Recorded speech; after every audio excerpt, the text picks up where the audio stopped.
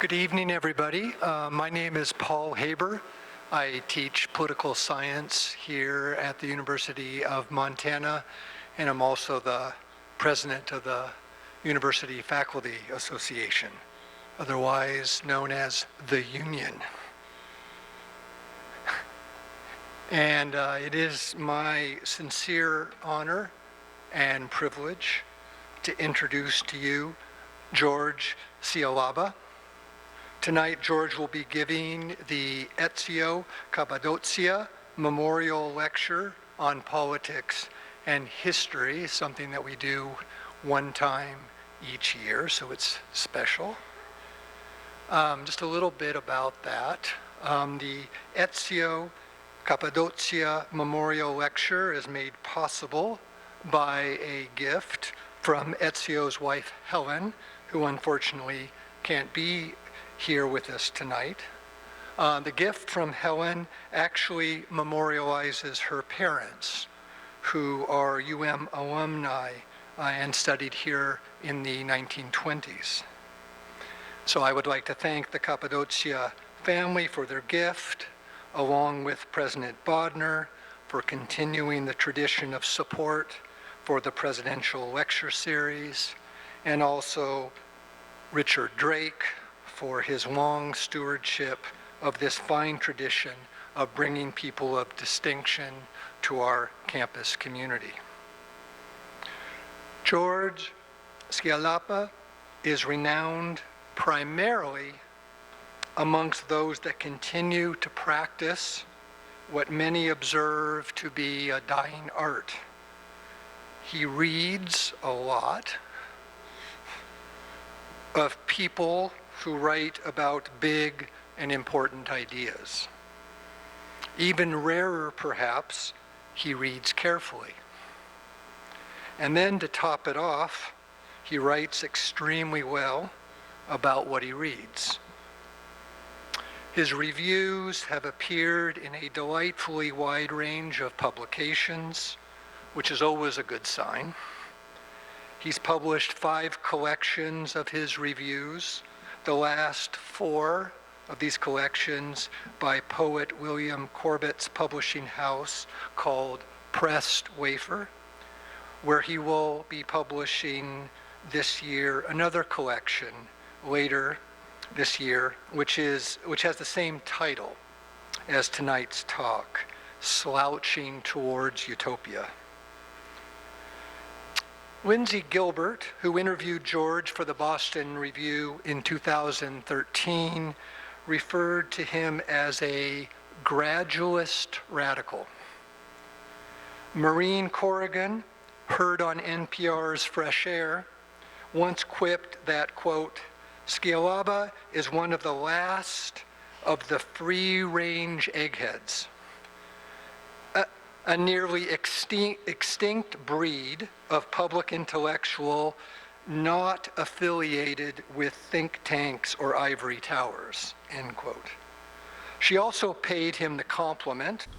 And a little bit about questions, as most of you, I would imagine, who are regulars here know that after George gets done talking, we'll have a Q&A and there's mics set up, so I'll just ask you to go to those and pose your questions, and George has said that he will take the questions himself.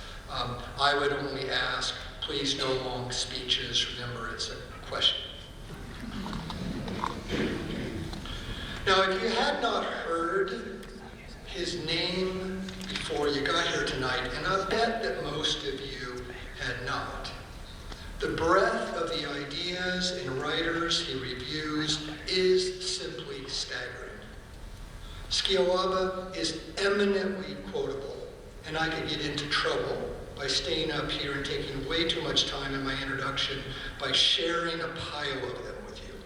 But I don't want to piss Richard off, so I'll just share 2 more. The first is, quote, like everybody, I suppose, I enjoy seeing things satirized and ridiculed, except when I don't. And the second quote is, quote, the quality of leaders matters less than the quality of citizens. end quote. Which prompts in me the question, what is the relationship between the quality of citizens and their leaders? This is, of course, a question for which a lot of people have answers. I wonder how George would answer such a question. I would say that writing for so long, so well, about such important ideas and thinkers has made a contribution of note to the quality of citizens. In case you are one of those who would like to spend more time reading important ideas carefully, but somehow never seem to find the time, I recommend reading George. I think he would be the first to tell you it's no substitute for doing the work and having the pleasure of reading the books that he reviews yourself. But it is certainly a better option than not knowing anything about the big ideas that are out there shaping our world. Reading Scialabba is also a much better option than reading a lesser critic. His work is out there for anyone who wishes to grow smarter. Please join me in giving a warm welcome to George Scialabba.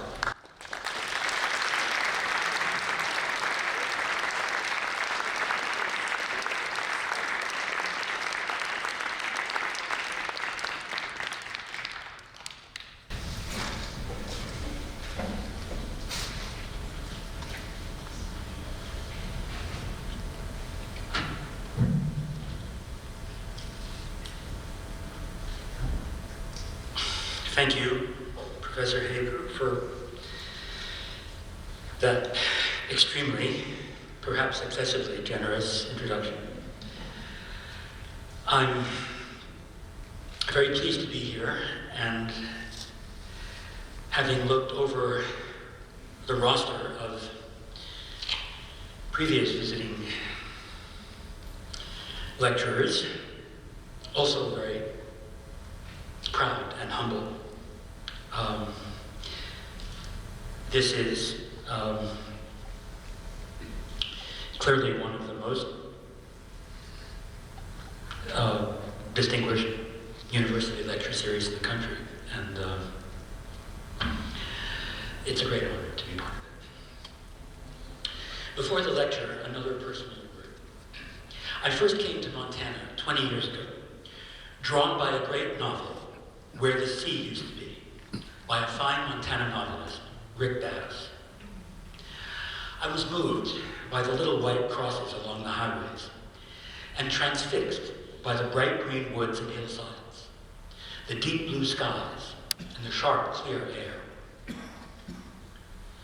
And all this beauty took on a special poignancy because I was aware, thanks to Bass and to Wallace Stegner, who spent part of his childhood in Montana, that it was the accidental and fragile byproduct of millions of years of geological and biological evolution. So I was pained to read in the New York Times and elsewhere last summer that there was ash on those hillsides, smoke in that air, and sometimes a strange color in that big sky. Not all of the damage that Montana and the rest of the American West has sustained in recent years is the fault of human activity. But much of it is. And those who have profited from that activity, the barons of the energy and timber and mining industries, are no more willing to be held accountable for it than the tobacco industry was willing to be held accountable for lung cancer, or the pharmaceutical industry for the opioid epidemic, or the sugar industry for the diabetes epidemic, or the chemical industry for the poisoning of Lake Erie in the Ohio River. The powerful and irresponsible have to be held accountable by the rest of us, because the heritage of millions of years, all that fragile beauty, or what's left of it, is our common patrimony. But it's your backyard, so I hope you'll take the lead.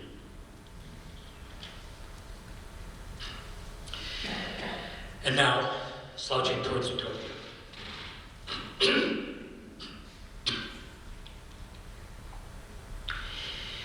In his critique of pure reason, Immanuel Kant wrote that all our interests, practical as well as speculative, find expression in three questions. What do I know? What should I do? What may I hope? The first two have attracted the lion's share of attention, at least among philosophers. Epistemology, logic, and the philosophy of science are all concerned with what we can know. Moral philosophy and political philosophy are largely concerned with what we ought to do. The third question has not been entirely neglected, especially among religious thinkers and novelists, but it is comparatively an orphan.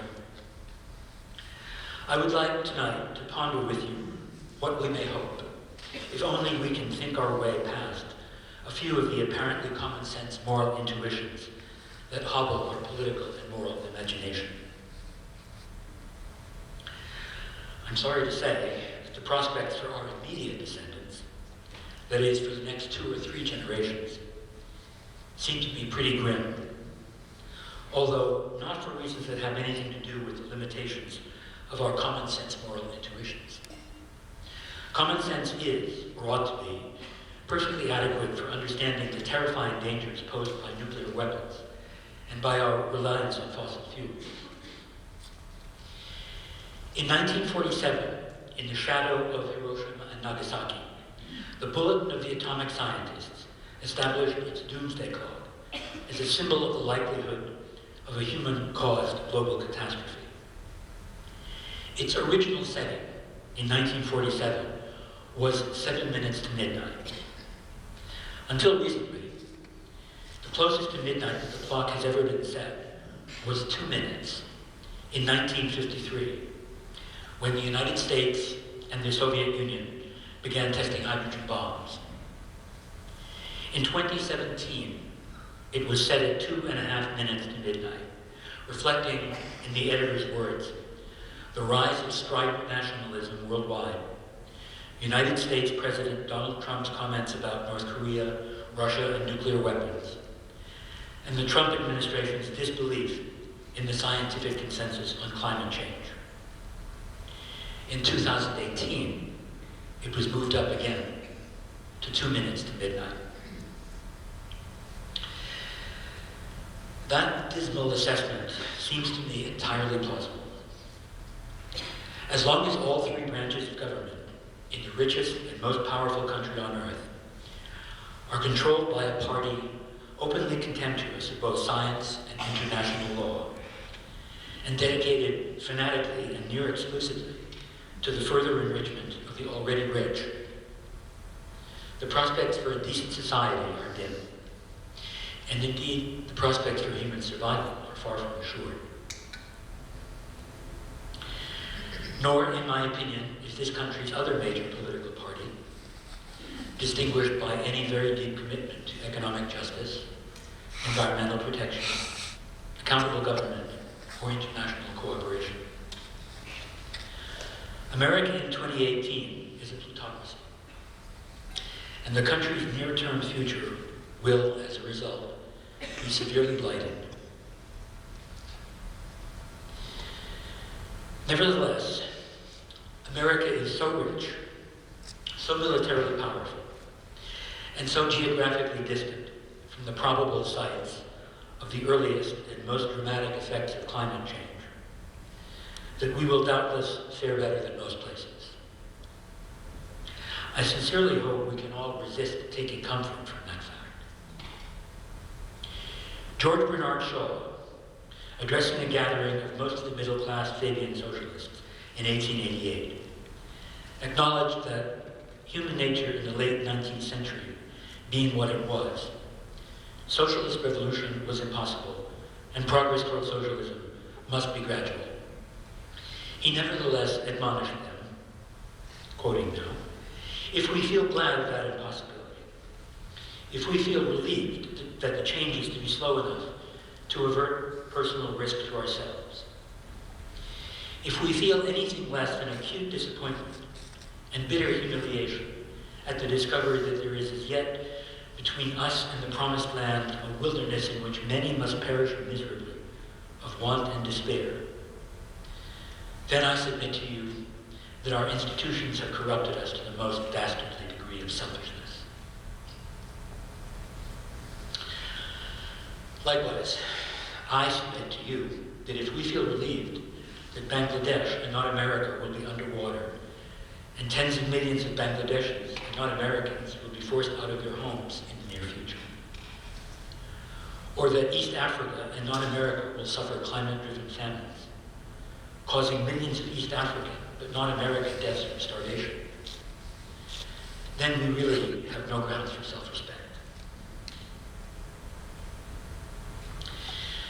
Tonight, however, assuming we will somehow survive the likely travails and avoid the all too possible terminal catastrophes of the near future, I invite you to think with me about some less immediate, more abstract questions of political morality. Let's begin with a backward glance. The most popular book published in the United States in the 19th century was Uncle Tom's Cabin. The next most popular book was Looking Backward by Edward Bellamy, which was published in 1888 and sold 1 million copies, an enormous number for that time, equivalent to several million copies today. More than 500 Bellamy clubs were formed over the next decade to give political effect to the book's vision, though they were eventually absorbed into the larger populist movement that was the high water mark of democracy in America so far. Parenthetically, Looking Backward was eventually overtaken in sales by Henry George's Progress in Poverty, which had been published a few years earlier. Think about it. The 3 best-selling books in 19th century America were works of surpassing moral vision and imaginative power. The 3 best-selling American books of the 20th century, as near as I can determine, were The Da Vinci Code, The Catcher in the Rye, and The Hyde Report. That contrast is worth a lecture in itself. Looking Backward is a utopian novel in which Julian West, a young upper-class Bostonian, falls asleep in a hypnotically induced trance in the secret, sealed-off, subterranean bedchamber of his townhouse, which is destroyed the next day in a fire. He is assumed dead, but through a very implausible chain of circumstances, he survives in a kind of suspended animation and is discovered only when the site of his house is excavated by a subsequent occupant in the year 2000. His discoverer, the kindly Dr. Lee, nurses the young man back to health and introduces him to the 21st century.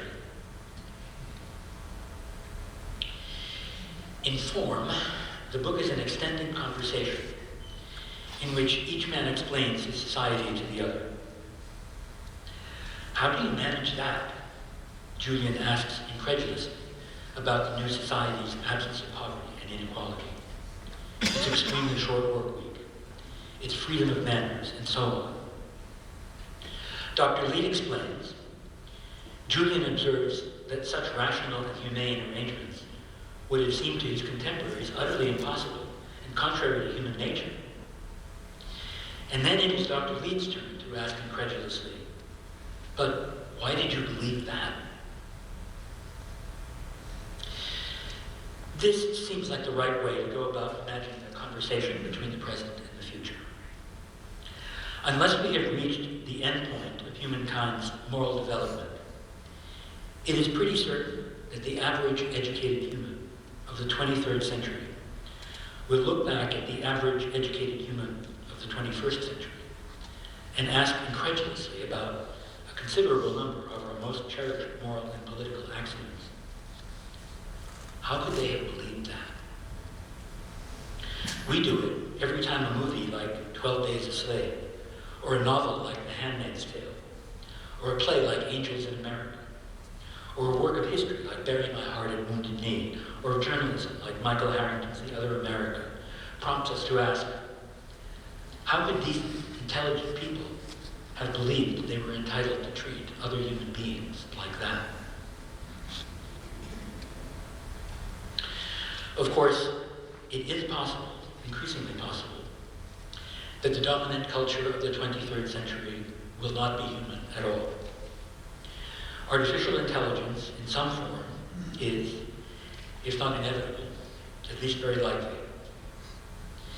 It may be a narrow and circumscribed intelligence, strictly subordinate to human purposes. Or it may be a self-improving and eventually self-directing intelligence, a new form of life, quite possibly superior to our own. In addition, we have recently crossed the threshold of genetic manipulation. It is no longer merely conceivable that genetic enhancement will someday be available to those who can afford it. If an unregulated market for such enhancements is allowed to develop, 2 centuries may be enough time to produce, if not a strict biological division within Homo sapiens, at any rate a nearly unbridgeable sociocultural one. But let us bracket these possibilities. I'm interested just now in moral progress. It's true that moral progress is often intimately bound up with technological change. Slavery might have died out sooner in the United States if the cotton gin had not made cotton production profitable. Without labor-saving domestic technology, the automation of manufacturing, and the digital economy, not to mention the pill, the emancipation of women might still be a pipe dream. And without the printing press, no mass literacy, and hence no democracy. In the long run, technology will change our lives, for better or worse, out of all recognition. That's a truism. But leaving technology aside, what features of our present moral consensus might we need to alter in order to make a rational and humane future? 2 4-letter words lie at the heart of contemporary America's public morality: free and fair. It's a free country, is every American's boast. I only want a fair shake, is every American's plea. Now, to be reminded of the more flagrant forms of unfairness in our national life, that 1 American child in 5 lives below or near the poverty line, that somewhere between 80 and 90% of our economy's productivity gains since 1980 have gone to the top 10% of the income distribution, that the top 25 hedge fund managers earn more than all the nation's kindergarten teachers combined, that 100,000 Americans will die for lack of health care over the next 10 years in order to give a large tax cut to Americans with incomes above $500,000, and so on, down the long and shameful catalog. To hear about all that is not really why you're here tonight. You all read the newspapers. Our descendants may ask, they will ask, how we could have tolerated such unfairness. But they won't ask how we could have believed such inequities to be fair, because we don't, most of us, believe them to be fair. Let's instead consider a different question: whether our present-day ideals of fairness and freedom, even if we lived up to them, would satisfy our descendants.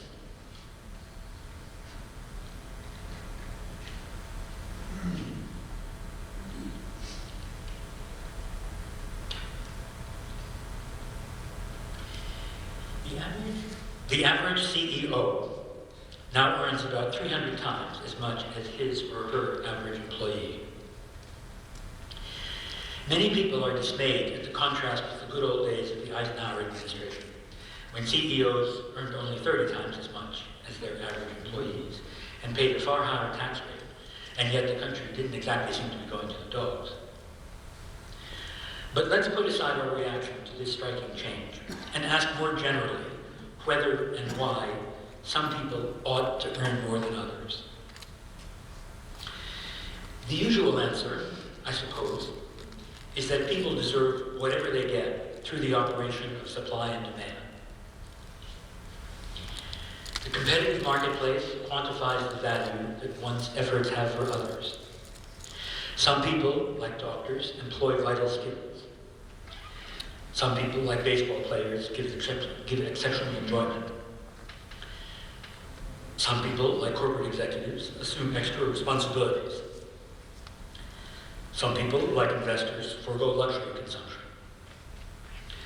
All such people are rewarded in proportion to the satisfaction they furnish others, as measured by others' willingness to pay, directly or indirectly, for those satisfactions. No payment, no service. As Adam Smith wrote, it is not from the benevolence of the butcher, the brewer, or the baker that we expect our dinner, but from their regard to their own interest. Of course, it's not that simple.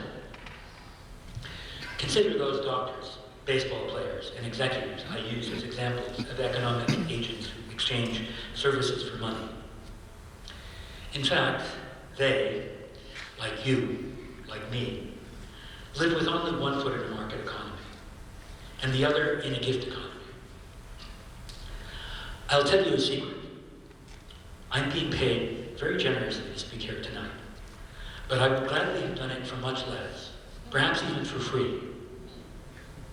Trying to persuade people like you to share my ideals, to feel as I do about our common life and faith, to shape a future of beauty and joy rather than ugliness and pain. This is my vocation, and I would pay quite a stiff price, if necessary, to be allowed to practice it.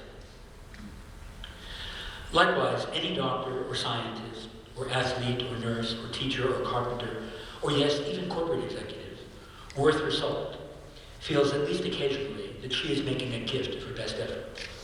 And as with all such gifts, the chief reward is in turn the pleasure of giving and of exercising one's faculties at their highest pitch. Julian West and Dr. Leet have an exchange on the subject of dessert and incentives. Do you mean that all share equally in the national wealth? Julian asked incredulously. Certainly, replied the doctor. And in return, we require precisely the same measure of service from all, namely, the best service it is in his power to give. And supposing all do the best they can, said Julian, and the amount of the product resulting is twice as much from one man as from another. That has nothing to do with the question of dessert, the doctor answered. All who do their best do the same. A man's endowments, however godlike, merely fix the measure of his duty. And although we reward excellence and diligence with public praise and increased responsibility, you must not imagine that we consider such things a motive likely to appeal to noble natures. Such persons find their motives within, not without, and measure their duty by their own endowments, not by those of others.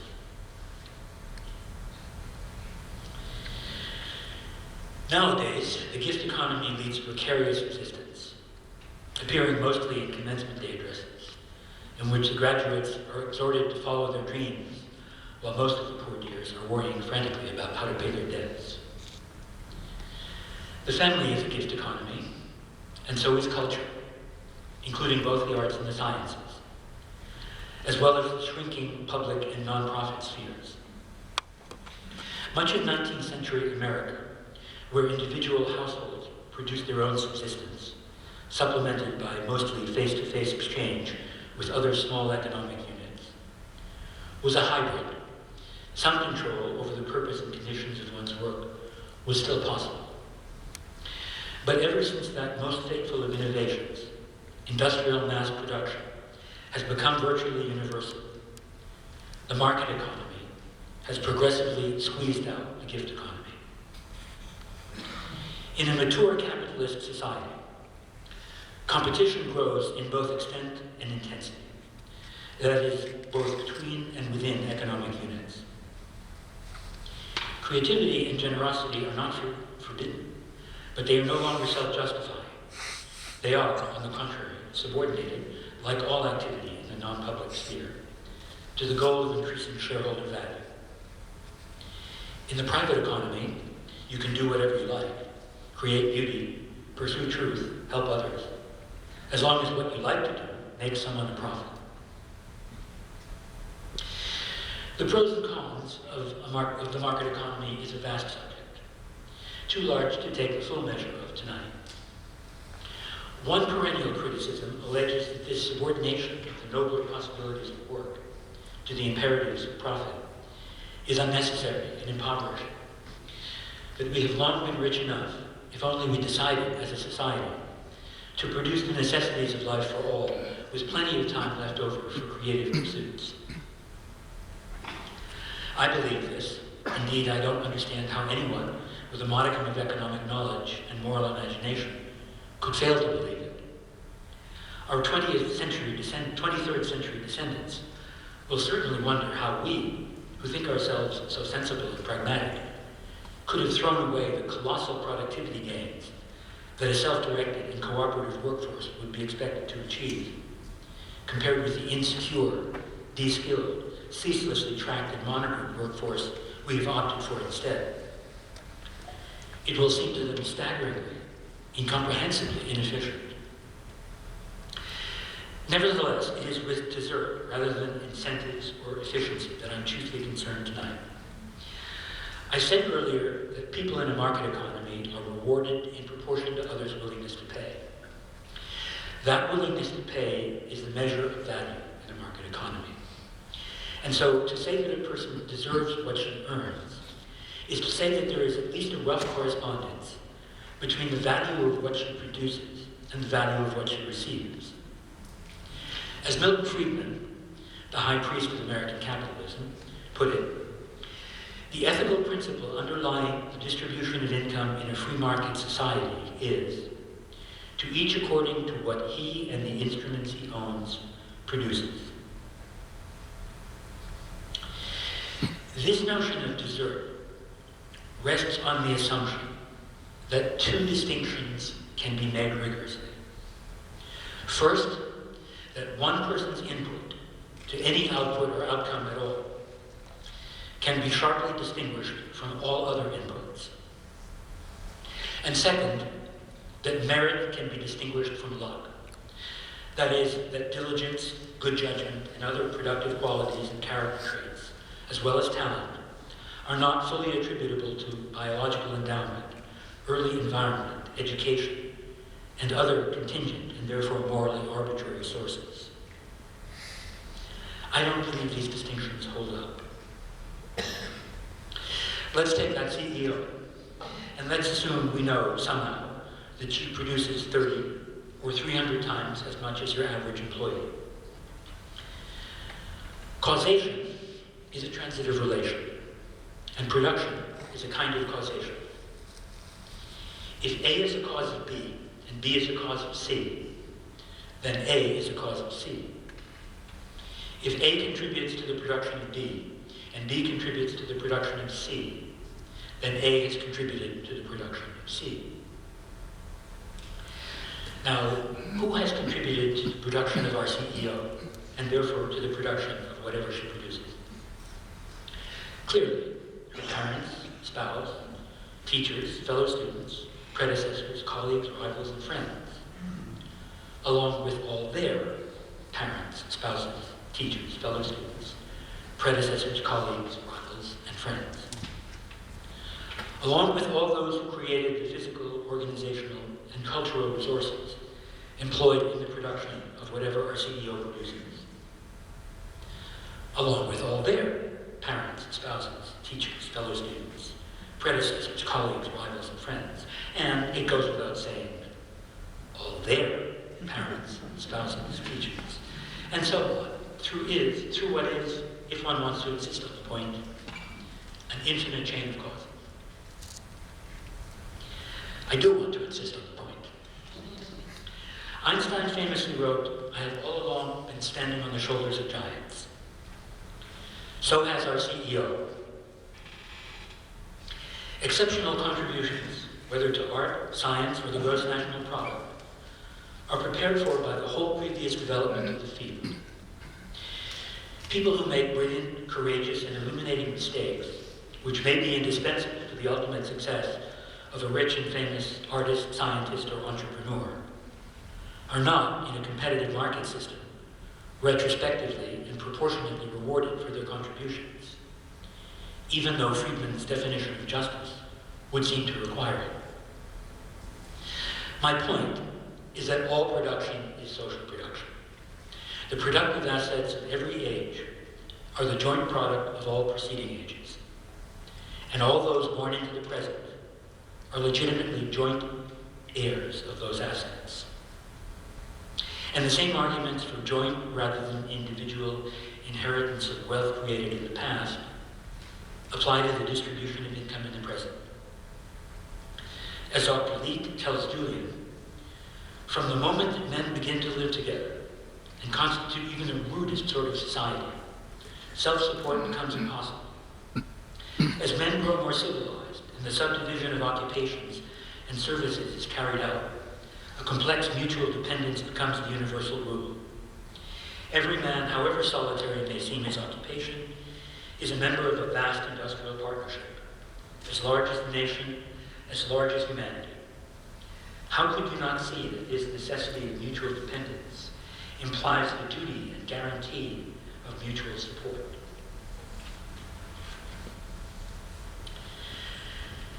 Perhaps we don't see it because there persists a deep and ancient distinction between luck and merit, according to which we deserve praise and reward for our good actions, though not for our good fortune. But what if our good actions are the results of our good fortune? Philosophy assimilates scientific discoveries slowly. As a result, it is always riddled with archaic concepts and images, survivals from an earlier scientific epoch. One such survival, it seems to me, is the concept of merit. It has always been partly recognized. It is indeed implicit in the word gifted, that talents and aptitudes come under the heading of luck rather than merit. But the inescapable implication of modern genetics, neurobiology, and psychiatry is that character, no less than talent, is inherited or else formed by very early experiences. Diligence, decisiveness, initiative, coolness under pressure, all these entrepreneurial virtues are no less than intellectual or manual abilities, part of one's natural endowment. And from a strictly moral point of view, no one deserves a reward for being born luckier than someone else.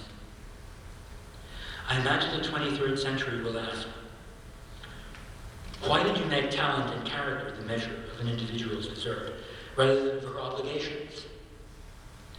How could you have overlooked what is to us the obvious and elementary principle of fairness, from each according to her abilities, to each according to her need? And in the many areas where need is not the right criterion for distribution, like political office, research funding, medical training, executive responsibility, surely money isn't the right criterion either, but rather aptitudes specific to those practices themselves. I suggested earlier that causation is an infinite regress. If that's true, does anyone deserve anything? Actually, infinite regressions are perfectly commonplace and don't normally defeat us. We call a halt to them wherever seems appropriate. Every parent has to decide when a child is genuinely curious and when it keeps asking why just to put off going to sleep. Every conscientious judge has to decide when to stop applying the maxim, to understand all is to forgive all, even though it's undoubtedly true. The point about these decisions is that they are arbitrary and fallible. In making them, we rely on prudence rather than principle. So that when we decide to ignore the infinite chain of causes that produce the output of the CEO and pay her instead its market value, our decision is not a matter of justice, as Milton Friedman claimed. I said a moment ago, our decision, but except via the tax system, which Jimmy Carter correctly described as a disgrace to the human race, and which has only gotten worse, that is less progressive, since then. You and I don't have anything to say about the just distribution of income and wealth. Indeed, the purpose of definitions like Milton Friedman's is precisely to prevent such distributions from becoming a matter of public decision. In the 1940s, an influential senator, trying to stifle criticism of Harry Truman's Cold War policies, demanded that, quote, politics should stop at the water's edge. It worked.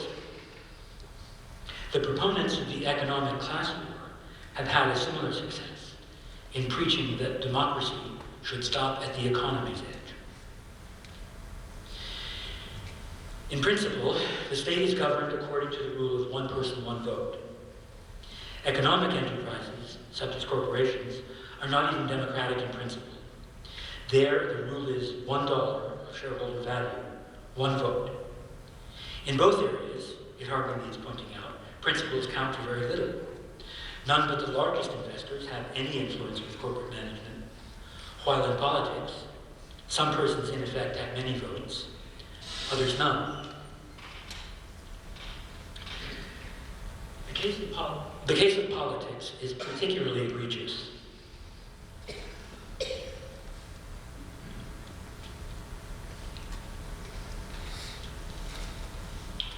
Two political scientists, Martin Gilens of Princeton and Benjamin Page of Northwestern, recently summarized years of detailed statistical research into the relation between what voters want and what we get.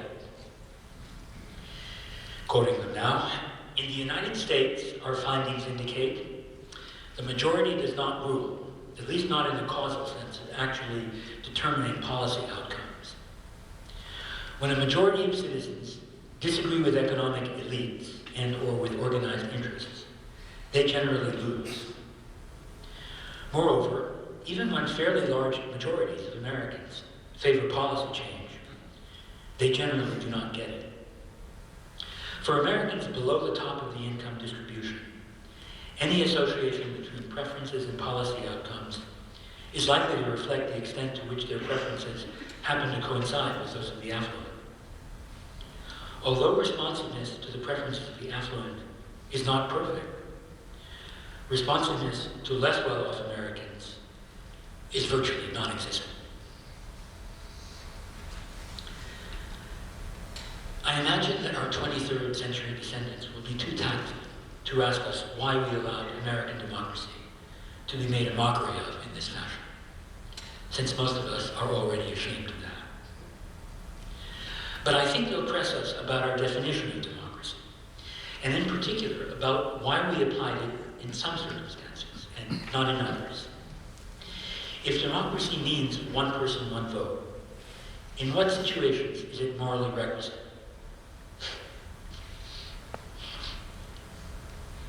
Here is an answer from Robert Dahl, probably the most eminent academic political theorist of the 20th century, except for John Rawls.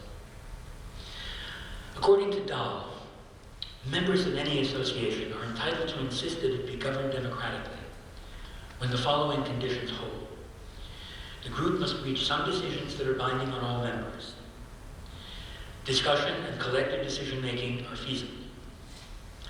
Membership is stable, that is, those who make the decisions will be subject to the consequences. And there is a rough equality of competence, that is, members are capable of judging their own interests and also of judging which decisions they must delegate to experts. Now, why don't these conditions hold for corporations as well as for political communities? One possible objection might be that unlike laws, management decisions are not binding. Employees can quit. The answer to this objection is that in the real world, unlike the world of perfect competitive equilibrium, smoothly clearing labor markets, and other fantasies of neoclassical economics, the costs of renouncing employment are frequently as great as the costs of renouncing citizenship. Another possible objection is that management requires special skills which workers may not possess. But surely workers are no less capable of hiring and supervising managers than shareholders are, and probably more so. Still another objection is based on the notorious iron law of oligarchy, according to which any sizable association tends to be dominated by those with the most aptitude and ambition. But the same holds of political democracy, which no one proposes abandoning on that account. Finally, there is the moral objection. Aren't shareholders entitled to control the firms they invest in? For the same reasons that entitlement theories fail to justify large inequalities in income, namely that wealth is a social product and that differences in ability and character are morally arbitrary, they fail to justify large differences in the power to control our common economic destiny. And there is an additional reason. One of the requirements for fair political competition is that all group members have equal access to relevant information about group decisions and equal opportunity to place items on the agenda for decision.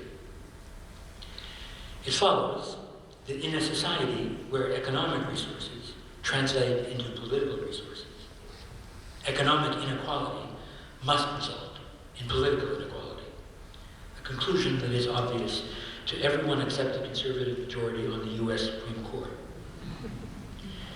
Political democracy requires economic democracy. Indeed, the distinction between the political and the economic is altogether artificial. How our 23rd century interlocutors will ask us politely, but perhaps with a tinge of exasperation, did you manage to overlook that?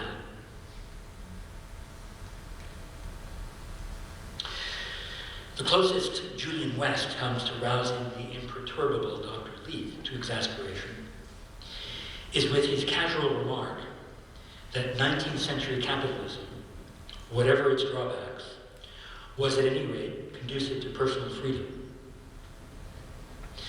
Allow me to quote from their exchange on this subject at some length.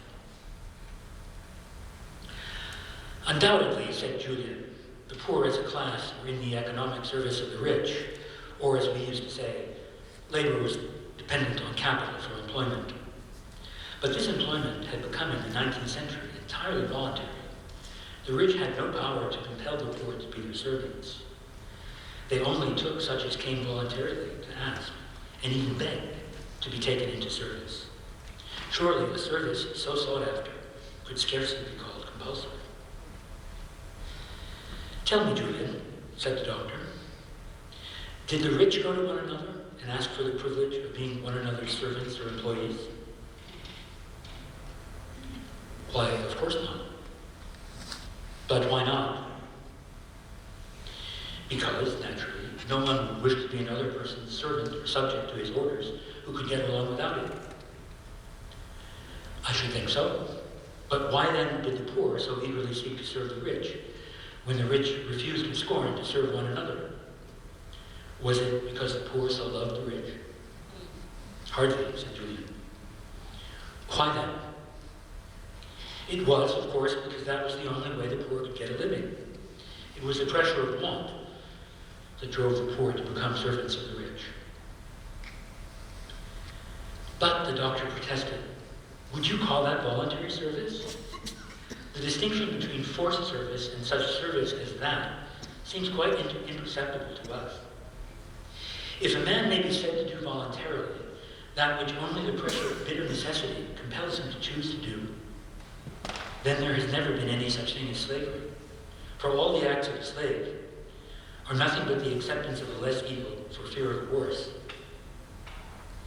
Suppose, Julian, that a few of you owned the main water supply, food supply, clothing supply, land supply, and industrial plant in a community.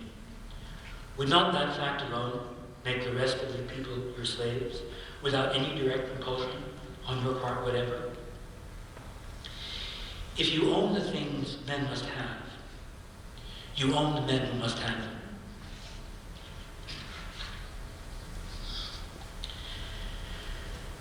Dr. Lee presses the analogy between wage slavery and chattel slavery very hard. And we may feel that the unique malignity of African American slavery is occasionally lost sight of. But we should also keep in mind that only a generation before Bellamy Road, Southern pro-slavery advocates argued passionately, and with some justice, that the condition of the working classes in the more advanced industrial regions, as had recently been documented in England, for example, by the great Victorian factory inspectors, was hellish indeed. Even in the previous century, the conservative philosopher David Hume acknowledged that, quote, the fear of punishment will never draw so much labor from a slave as the fear of being discharged and not getting another place will from a free workman. But leaving all such comparisons aside, how do our contemporary notions of freedom stand up to Dr. Leeds' maxim? If you own the things men must have, you own the men who must have them. If you have the misfortune to be a left-wing social critic, the most galling part of each day is encountering the ubiquitous self-designation of apologists for capitalism as champions of freedom. One day, a Tea Party congressman introduces the Economic Freedom Act, which would free the 4,000 or so people who pay it from the estate tax and liberate the rest of us from Social Security and the minimum wage. The next day, some foundation with freedom in its name gives an award to Charles Koch for his stalwart defense of Koch Industries' freedom to render sizable areas of West Virginia, Arkansas, and Louisiana uninhabitable. And every day, the Congressional Freedom Caucus warns sternly that it will not rest until the tens of millions of Americans who cannot afford proper health care without assistance from the rest of us are finally free to go without it. Still, where there is ideological smoke, there is sometimes philosophical fire. The elementary intuitions about freedom to which defenders of laissez-faire capitalism appeal are widespread and at least superficially plausible. No one makes you shop at Walmart, after all, or work there either. If you don't like it where you live, you're free to move. If you don't like what you're hearing, change the channel. If you don't like Fords, buy a Chevy. This model of life is a series of discrete purchases and of citizens as sovereign consumers seems to lie in the background of many Americans' convictions that whatever its other virtues or defects, capitalism relies exclusively or primarily on free choice, and that regulations or taxes or public provision, even if sometimes justified, necessarily diminish freedom. There's an enormous philosophical literature on metaphysical, moral, and political freedom, to which I couldn't do justice in many lectures, if at all. I'll be content if I can just sow a doubt in your mind that this everyday rough and ready understanding of freedom is adequate any longer. I say any longer because it once was more or less adequate. Back when America was, uniquely in its time, neither a feudal nor a capitalist society. For a couple of centuries, because the land was so rich and was empty of any inhabitants whose rights a white man was obliged to respect, economic autonomy, the ability to make a living without selling one's labor, was very widely, almost universally possible. Those 2 centuries formed the American imagination, which has not yet adjusted to the traumatic fact that the possibility of individual self-reliance, and therefore of economic autonomy in the sense presupposed by laissez-faire ideology, is gone forever. When the means of making a living were largely unowned and available to all, economic agents could confront one another as equals, capable of entering into genuinely voluntary agreements and morally binding contracts. Today, by contrast, employment contracts typically involve members of 2 groups that are radically unequal, since one group has control over something the other must have access to in order to survive, but not vice versa. That is just another way of saying that we live in a class society. Our individualistic political rhetoric, appropriate to the frontier period, but now a century and a half out of date, serves only to conceal the one-sided class warfare that its victims stubbornly refuse to acknowledge. Those victims have some excuse. They are daily bombarded by laissez-faire ideology. We intellectuals, on the other hand, really ought to know better. The structural unfreedom inherent in class relations was authoritatively described by an early critic of capitalism and champion of labor unions. I'm referring to Adam Smith, who wrote in Book 1 of The Wealth of Nations, "In disputes between masters and workmen, it is not difficult to foresee which of the two parties must ordinarily have the advantage and force the other into compliance. The employers, being fewer in number, can combine much more easily, and the law, besides, authorizes, or at least does not prohibit their combinations, while it prohibits or strictly regulates those of the workmen.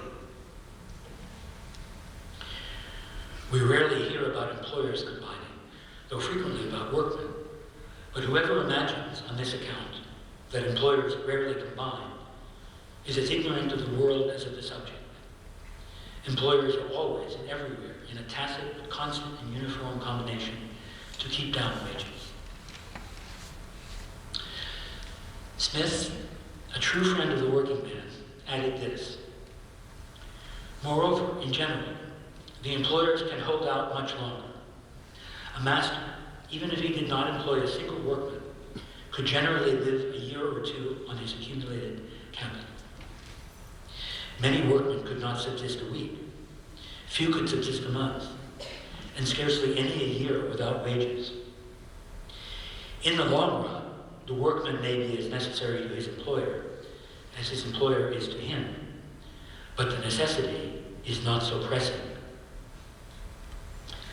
In other words, if you own the things that men must have, you own the men who must have them."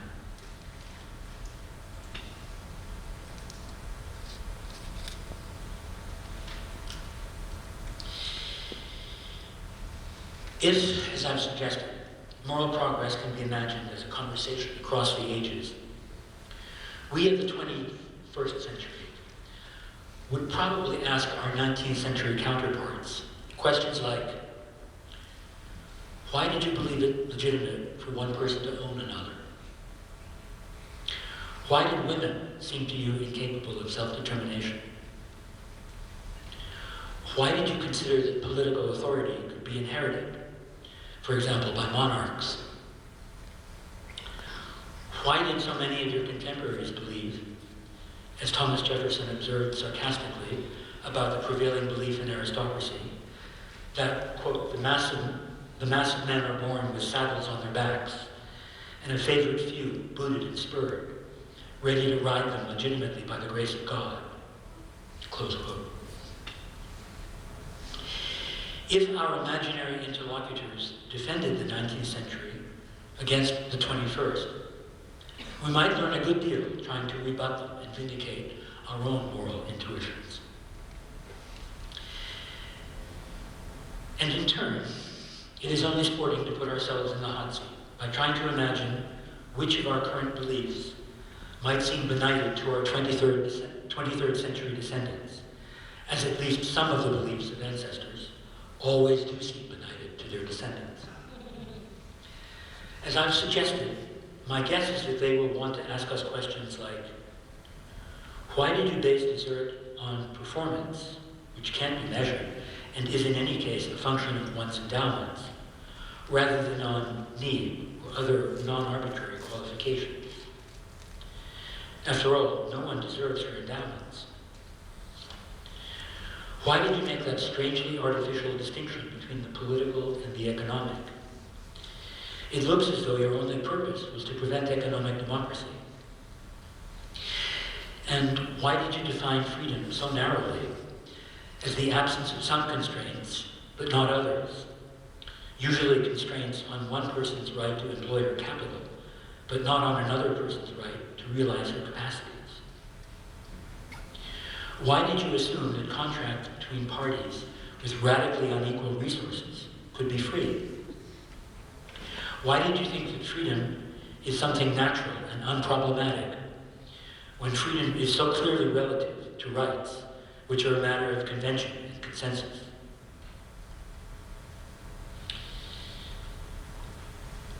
Coming, finally, a little closer to home, I imagine some of you may well be wanting to ask me, why this assumption of moral progress?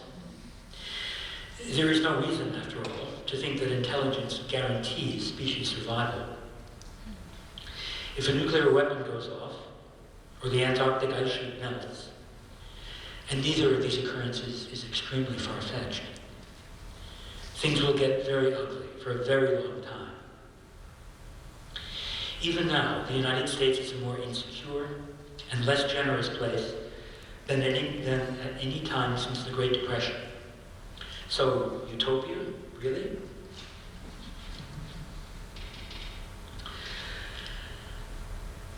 I have no convincing answer. Circumstances placed you all at my mercy for an hour, and I have taken advantage of the occasion to try to think my way through some of our conflicting moral intuitions towards a possible future, hoping that the effort might interest some of you, at least a little. In any case, the signs are not all bad. We remain signatories of the UN Charter and Declaration of Human Rights, even though, like every other great power, we have violated them continually and unhesitatingly. In the developed world, for the time being at least, women are firmly in control of their destiny, and homosexuals and ethnic minorities can hold their heads up. The first African-American president recently left office.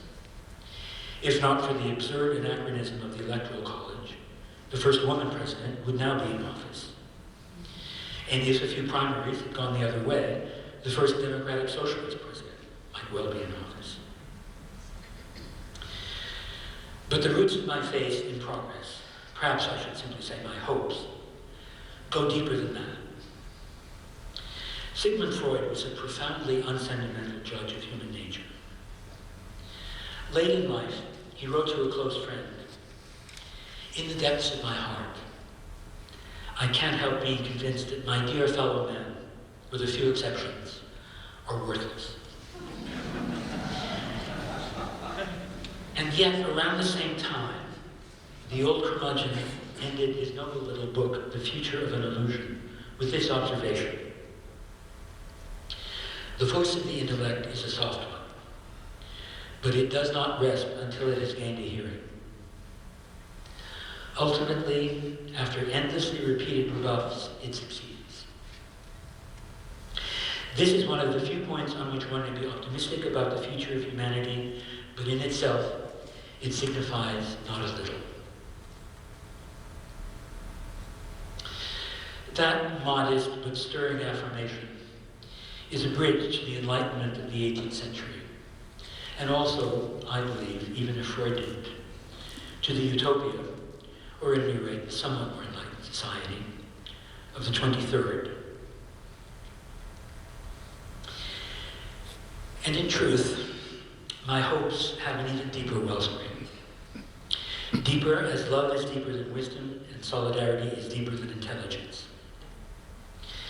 Perhaps the finest passage in Looking Backward follows Dr. Leet's revelation, astonishing to Julian West, that in the New World, the helpless, the disabled, and the mentally ill received exactly the same income as everyone else. The idea of charity on such a scale, said Julian, would have made our most enthusiastic philanthropists gasp.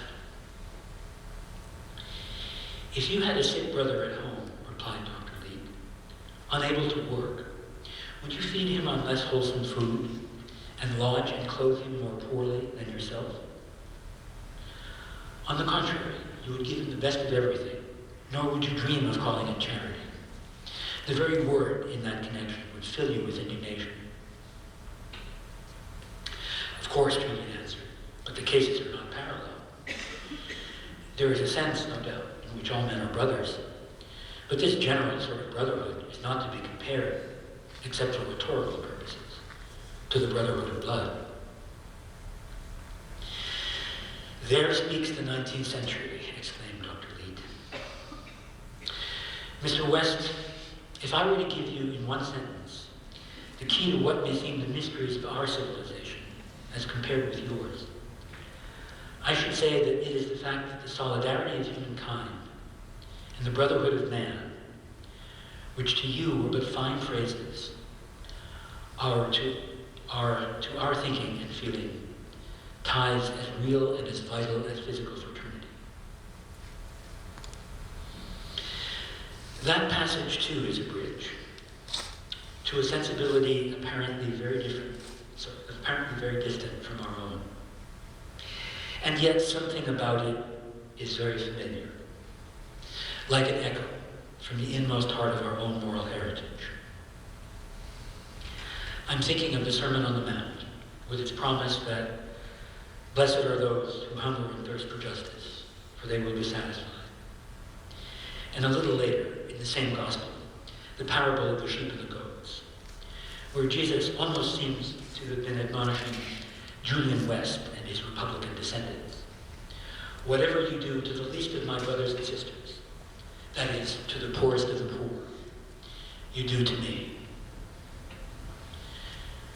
Those who hunger and thirst for justice won't be satisfied for a great while yet, except in imagination. But even that, as Freud said, signifies not a little. Thank you.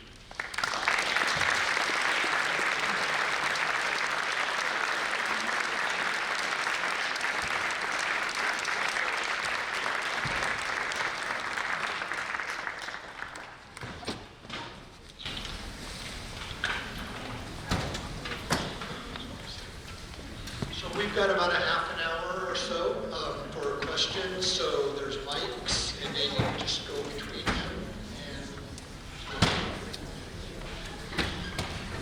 While you're getting assembled, and before I start answering questions, I'll say one more word. The literary critic William Gass wrote a short memoir about a graduate seminar in which the philosopher Ludwig Wittgenstein was a visitor, an event Gass calls the most important intellectual experience of his life.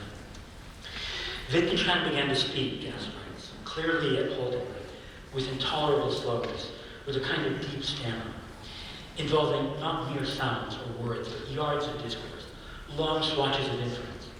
And these sentences were often cut short suddenly, in mid-phrase, maddeningly incomplete, and then begun again. It was not just what men said that was so moving. It was almost entirely the way in which he said it, the total naked absorption of the mind in its problem, the tried-out words suspended for inspection, the unceasingly pitiless evaluation they were given, the temporarily triumphant going forward, the doubt, the despair, the cruel recognition of failure, the glorious giving of solutions by something from somewhere, the insistent re-beginning, as though no one, not even the speaker, had ever been there. What you heard was something like a great pianist at practice, not a piece of music, but the very acts which went into making that performance. Believe me, I have no wish to compare myself to Wittgenstein. I only hope that for his sake, you'll be patient with my halting and stammering, my intolerable slowness, my maddeningly incomplete sentence fragments, my frequent re-beginnings. Eventually, usually, I'll finish.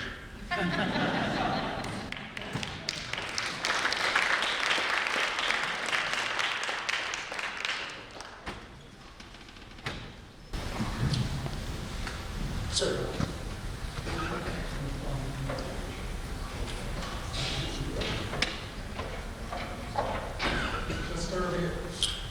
Yes, thank you very much. I've got a simple question. I've got in my hand an iPhone, and you and I are both old enough to know when we could call up Grandma with just 5 numbers. But has the fact that we have perpetual contact, that we have more computing power in this machine than we had in 1965 across the world, is this an agent of positive change, or is it an instrument of the devil? That's the $64 trillion question. It can be a weapon, a tool of really magical powers for a grassroots democratic self-organizing movement. Or it could be,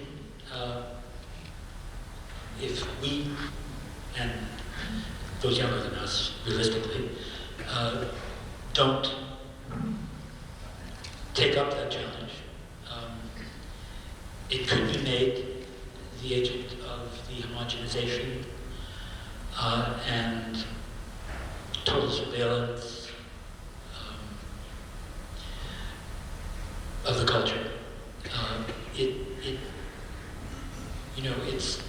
It's a power, like all technology, that can be, that it's up to us in our citizenly capacity to determine how to use for good. It certainly can be used for ill, we know that. They say it has helped organize popular resistance movements in the Middle East, in Iran.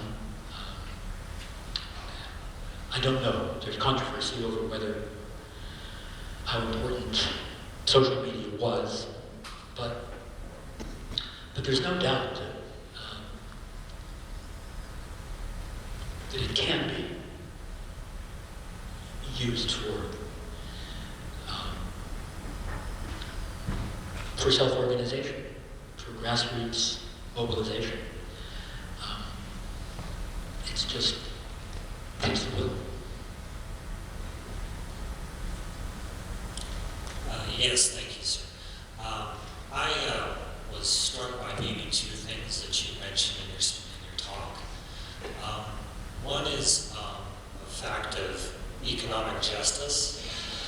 I hesitate sometimes when I hear the word justice because it implies that there's always someone who's left out. I would just make the comment that perhaps maybe more we should look at some type of mercy rather than seek justice upon all. The other point I wanted to ask you about was on the point of the definition of morality versus ethics. I had always been under the assumption, perhaps falsely, that on a moral choice, it's a choice we make for ourselves. So when we have these people that come out of economic schools and people that make determinations, they often form their morals based on their own assumptions. So if I have a moral choice about homosexuality, it's something I choose for myself.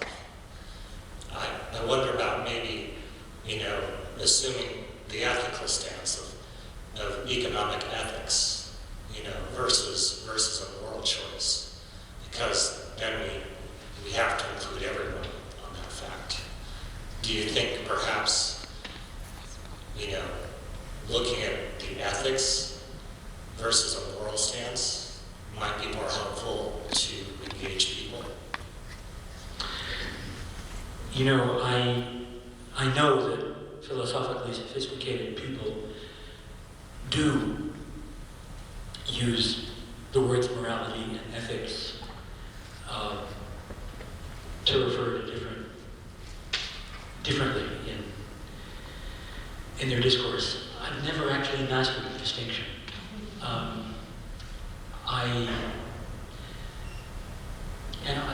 Partly, I suppose, because I have rarely or never written for academic readerships. So what would talking about economic ethics rather than about economic morality or political ethics versus political morality, how would that concretely differ?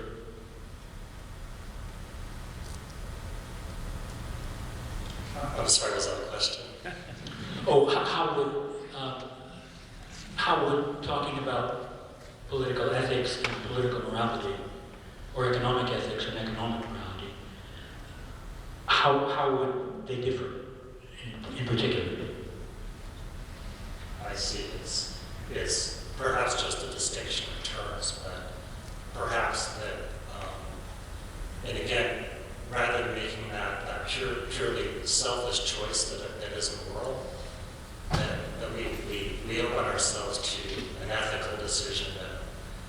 has to involve others. That, in schools of thought, rather than base it upon precepts that are narrow, we have to build frameworks instead. Well, let me at least address the first part of your question. And yes, justice and mercy. I have tried at the very end to suggest that at the heart of our moral tradition, there is a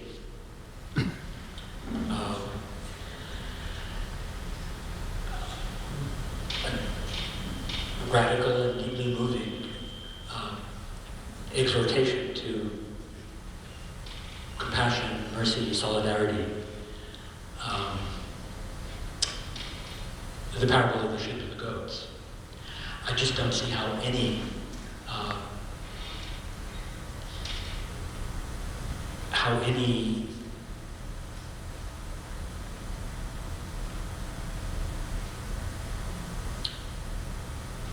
anybody who voted for the latest tax bill in Congress, but that's just the last of a very long series of outrages. But,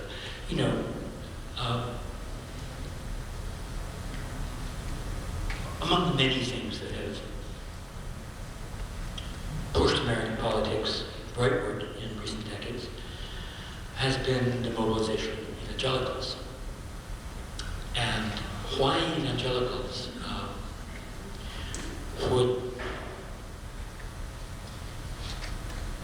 would maintain such a continuous allegiance to a party that just flouts daily Jesus' exhortations in that parable in the Gospel of Matthew, chapter 25, the sheep and the goats, is a mystery to me. So, yes, strict justice can be a kind of academic, arid, abstract enterprise. Solidarity, the kind of solidarity that Dr. Lee cited as the essential difference between his society and Julian West's is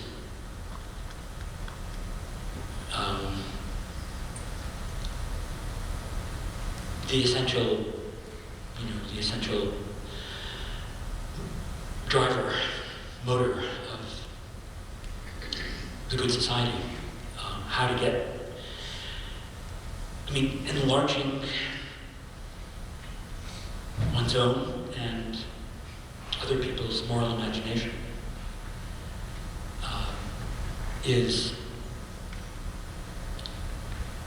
I would say, a more fruitful and promising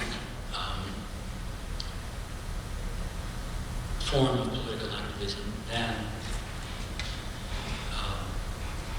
presenting them with a deductive argument for, redistribution or tolerance of homosexuality or something. I think you're right. Justice is a limited tool, a limited application, and solidarity, compassion, generosity are the larger context.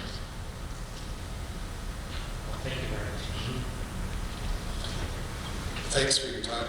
To vastly oversimplify an argument, if economic polarization between rich and poor is driving, to a certain extent, political polarization, because rich people want to hold on to their power and enrich themselves through advertisements, right-wing media, and so on. To what extent can we get out of that feed-forward? We're seeing a sort of feed-forward cycle where we've got more political polarization and more, which is now driving more economic polarization through this tax cut. You sort of addressed this in answer to the last question. Are you reading any signs that we can pull out of that vicious cycle? The only sign, the only hopeful sign for me is that voters under 35 favor Sanders and tell pollsters that they, in about equal numbers, or around 40% of them, I think, say that they're willing to give socialism a chance, whatever they mean by socialism. No, I think the right is got a lock. It's got a lock on the electoral process, thanks to gerrymandering, thanks to Citizens United, campaign finance laws. They have a lock on the judiciary because they have been, during Republican administrations, very strategically placing young and militantly conservative justices judges and justices. And the median age of liberal appointed judges, conservative appointed judges, is very different. The conservatives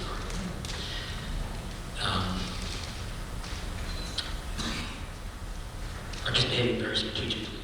Anyway, in all sorts of ways, they're extending, business is extending its power into the universities, just partly by cutting off the flow of public aid. Universities are now becoming more dependent on what is euphemistically called public-private partnerships, and pays the piper, calls the tune. So in one sphere after another, the right is very well organized, and it's just, and the mass of the citizenry is comparatively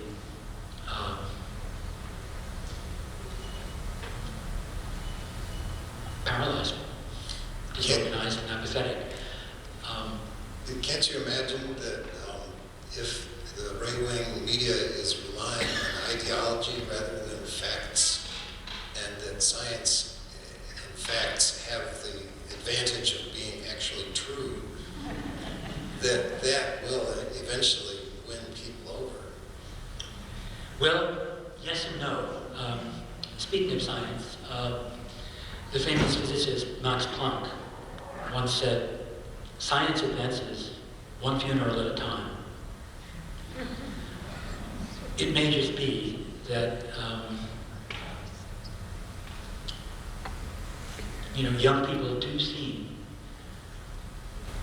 from what I can tell, I'm not, don't get around that much. Probably most of you in the university community have a better sense of the ideals and aspirations of the young than I do. But it does seem to me that young people have, by and large, fewer political superstitions and more generous impulses than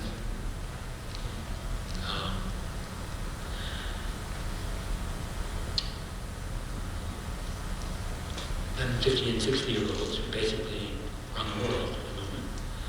And you and I may not be able to see it, but I do expect a lot of that generosity and intelligence will survive into the age when they come into prominence in the institutions. At any rate, I can only hope so. Me too. Is here a question from one of those younger generations? Yes, hello. I I was just going to ask, in the event that we see most of our labor become automated or taken by artificial intelligence, right? Do you think that that will help with some, like solve some economic inequities that we see today when we start to see this whole, like the people who have what other people need, right? Controlling inherent, they're having inherent power over those who don't have those things. If their labor is no longer needed, do you think that artificial intelligence or automation can help with that? Well, again, like all technology, it has a potential for liberation. It has a potential for exploitation.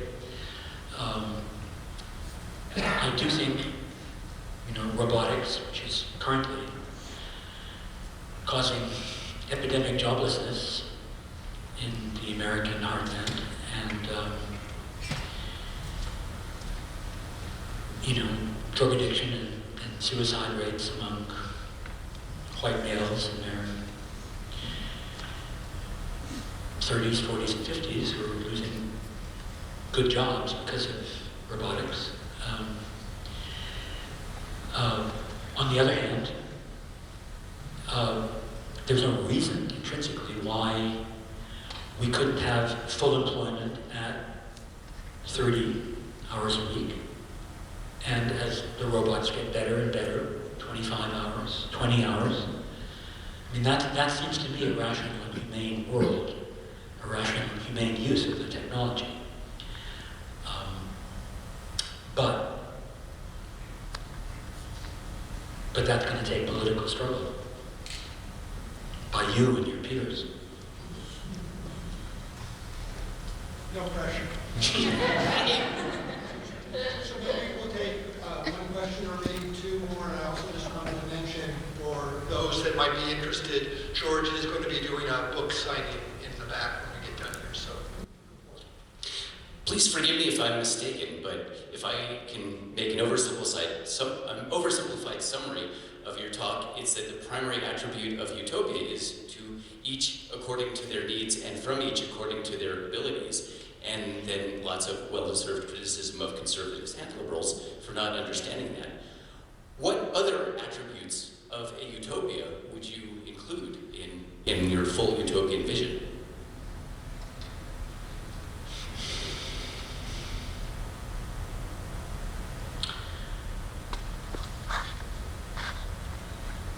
Well, in looking backward, there's a great deal made, not so much in any of the quotes that I read from it, but a lot of it is about how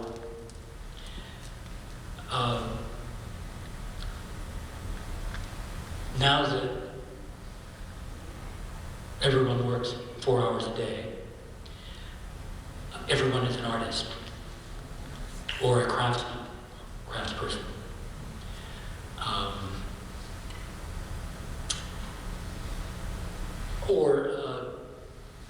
Or a serious athlete.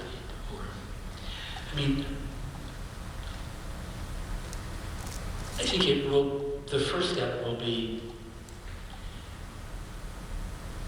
equalizing resources, not necessarily strictly equalizing them. People who have a talent for scientific research should get large allowances to buy sophisticated equipment with.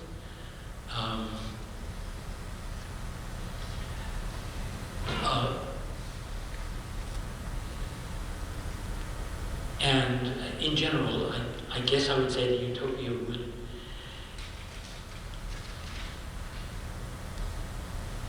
enable and even encourage and enhance the self-expression of its citizens, not just make sure they all have, equal numbers of credits in their ration cards. I recommend the book. made a utopian of me.